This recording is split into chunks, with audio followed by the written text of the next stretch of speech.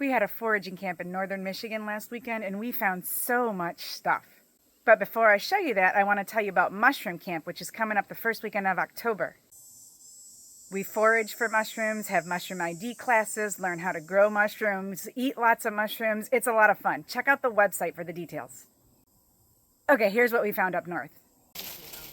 Here we found a birch tree, and that is chaga. Take kids foraging with you. They're light and you can lift them up to get chaga from 12 feet up the tree. Here we have false Solomon seal. There's a big patch of it here. And this has an edible and medicinal root, and that is dug up usually in the fall after the plants die back. But you have to look for them now so that you know where to dig. This is sweet white clover. It has a chemical called coumarin in it, which tastes a little bit like vanilla. So you can extract this in alcohol and use it as a flavoring. There's wintergreen here. Wintergreen is really good for headaches. It's got an aspirin derivative, and it tastes really good. St. John's wort, which can be tinctured to use for depression. White pine, which is one of my favorite teas. I like to put it with cinnamon in the wintertime, and it's nice and warming. And then with mint in the summertime, it's amazingly cooling. Yes. A balsam fir, and on the trunk of the balsam fir, there are these little bubbles, and those are full of resin, which is antibacterial. We have a white cedar, which is sacred to the local indigenous people. This is a wonderful tree that smells absolutely fabulous, and it's really good for making into a cedar wash that you can use to bathe with. We have a fallen birch. This one is too old to use for crafts, which you can tell because it didn't peel very well, but that's still really good for fire starter. Here we have a little seep coming out of the side of the hill. This is where you would forage for drinking water. We dug a little hole and then we let the water flush through it and clear it out, and now we have a nice clean place to drink. There's a plantain growing in the middle of this little creek. Interesting. So these are good for mosquito bites and stings and things like that. This creek also has some great mud along it, really nice and clayey mud, and that's good for making mud masks. So you would harvest that and clean it and use it as a mask. And then right over here in the stream bed is really good clean sand, which is great as an exfoliant. We found bone set. Notice how the stem pierces through the leaf. And bone set is used to make a tea when you have a really high fever, and it tastes really bad. Greenbrier, which is, again, not edible now, but it has a good shoot in the spring, and now's a good time to look for it. We found some old slippery jacks. They're way too old to eat, but they're really cool. We found artist conch, which you can totally write your name on. Queen Anne's lace for jelly or wait for it to turn to seeds. Acai daisy is another yummy seasoning. It's very sweet. Yarrow, which is good for just about anything you might need a medicine for.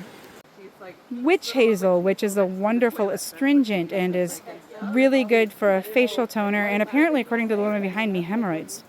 We also had a lesson on mint. We went to Black Lake and we found about 7 different species of mint on a 100-yard stretch of lake. We found a peppermint and catmint, and we're not sure what this mint is, but it is incredibly strong mint. And then we found some chocolate mint, which I only harvested one of because I have plenty at home. We didn't identify this mint, but it is definitely aromatic and clears your sinuses really well. This mint we harvested just so we could inspect the mint flowers and see what they look like. This particular mint doesn't have much smell at all. And then we also got horehound, which is another good mint for colds and sore throats. Jewelweed or touch-me-not, which is good for poison ivy and mosquito bites. We found a linden tree. Those berries can be picked and roasted and ground up to make something that tastes very similar to chocolate. Tastes good. Queen Anne's lace seeds are about ready to be picked. Good for pickling. And here's a pepperweed. This one tastes like basic mustard. Here we found a little patch of wild rice that's flowering. This is the male flower here, and it's where the pollen comes from. These are the female flowers. And when those female flowers are fertilized, the rice will develop right in that little sheath right there. We also have sedges and rushes and cattails, which are all good for weaving, and now is the time to harvest weaving materials.